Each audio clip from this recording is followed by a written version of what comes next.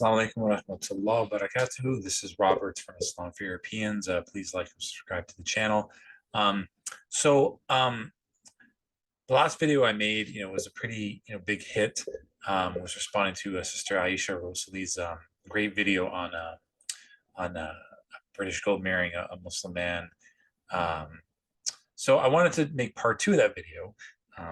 Because 40 minutes wasn't long enough. I had some more points I wanted to talk about. I just forgot in the last video. So staying with the question of using the imam as wali. Now, again, as a caveat, sometimes you can get an imam who's very sharp and who knows the community really well and doesn't take any guff, and is, understands a lot of these cultural sensitivities and whatnot. But more often than not, I think there's a lot of, I guess, situational reasons that kind of prevent an imam from being a good candidate to be a wali. I think one of those is also many times these imams have an image to maintain. Like many of them, like I said before, they're hired by a mosque board. Many of them are brought in from other countries and are trying to get their green card or their British passport. So they have to spend a couple of years, do their service for a mosque. So they're coming in as outsiders, but also they're trying not to ruffle any feathers. Like they do give a lot of religious advice that may go against the community sometimes, but more often they're not. They kind of have to be people pleasers.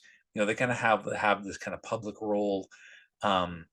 So if you're a wali, you may need to give a hard no, but to a potential suitor.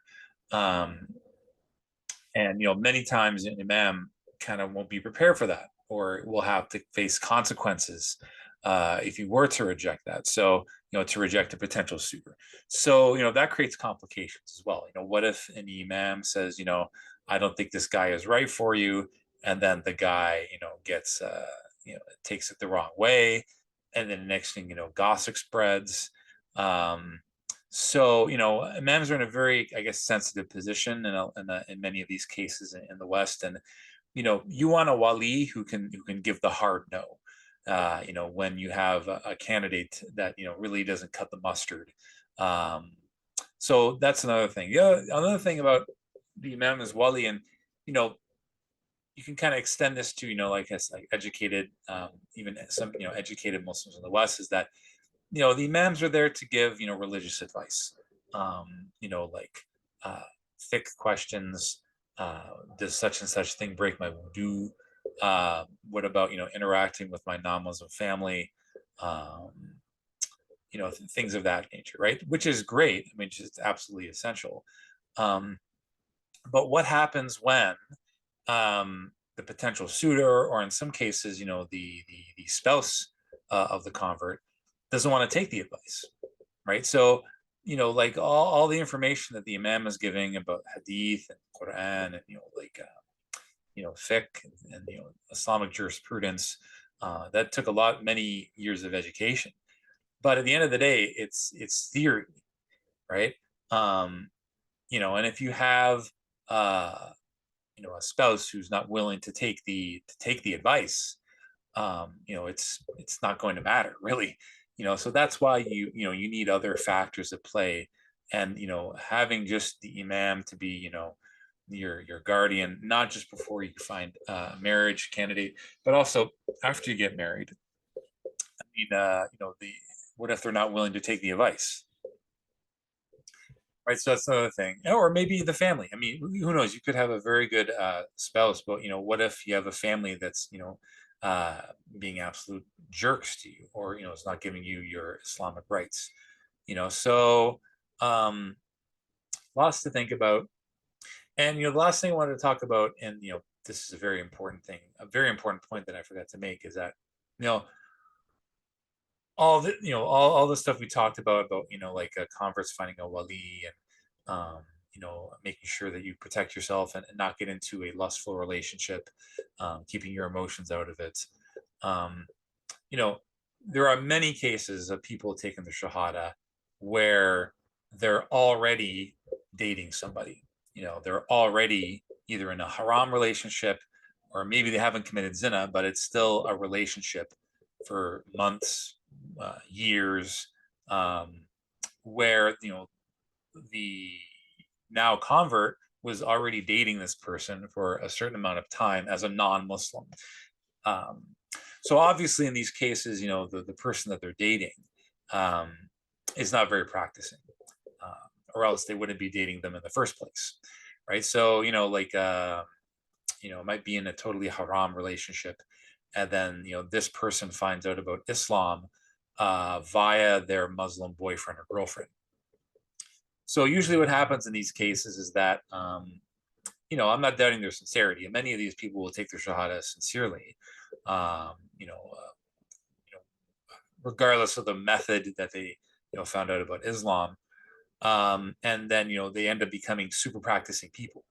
So right off the bat, there's like a disconnect in religiosity many times. So you have a born Muslim who's obviously not practicing, or else he wouldn't be going out clubbing, looking for a girl, or dating someone for an extended period of time. Um, and then you have the convert who's super practicing. I've seen cases where you had that type of dynamic. She ended up, a woman would end up taking her shahada, already, dating this Muslim non-practicing man for months. They get married, and then there's all this friction, because the guy's just simply not practicing. I mean, in this particular case, she would literally have to drag him to Juma prayer, because the man was telling him, uh, if you're if you have a Muslim husband and he's not praying at all, then he's not a Muslim and you can't stay married to him. So he has to go at least to Juma prayer. So um, another perfect example, like this, it's all theory. Like if the sitter doesn't want to, if the spouse doesn't want to do it, what's the point? So he would go to Juma prayer and just say the most abusive, flagrant things to the rest of the Muslim community, openly insulting statements to the Jama'ah. So what do you do in those cases, right? Because the whole point of the video was you need a wali because you want to stay away from lustful situations. You don't want to get your heart involved. Um, but at that point, there's nothing the imam or wali can do because you've already been dating this person for several months. Normally, what happens is that for these usually sisters, their hearts are set in place. You're not going to change their mind. They're going to end up marrying this person, and having the imam as a wali or whoever you decide is a wali, it's just a formality at that point. So just getting a wali is not going to cut it in that case. I think and there's nothing we can do in these particular cases. I think overall, some people they're looking for the truth. They're sincere people. They'll meet like a Muslim man or woman, form a relationship with them. Then over a couple of weeks or months, they'll find out about Islam from them. So these people are sincere, I think, in many cases. But I think the problem is, there's no real avenues to learn about Islam in this particular way. Unless you want to study online or go to a mosque. Many people just aren't comfortable, going to a mosque, to learn about Islam. And it is what it is. Obviously, it's definitely not ideal, but these imams, that you want them as a wali, and you want them to, dispense or take care of the situation as a wali. But the other point of contention that imams have to deal with is that in these cases, they just don't want the two partners to commit zina.